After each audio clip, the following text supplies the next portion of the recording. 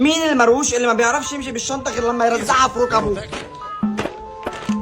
طب مين لما بيشتروا حاجه جديده لازم يقفش البتاعه دي ويطلع عين ابوها؟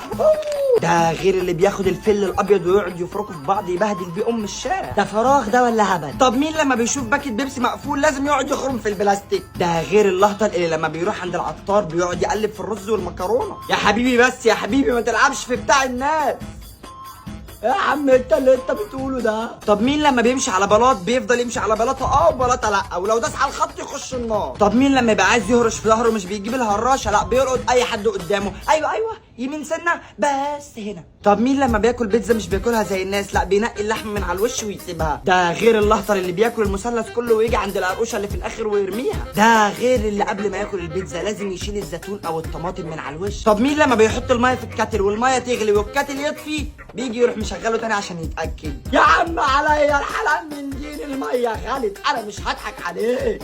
لو ما لقيتش نفسك في الفيديو دوت تبقى انت مش مصري او مش عايش في مصر اصلا، ولو لقيت نفسك اعمل لايك يا اخويا كبير.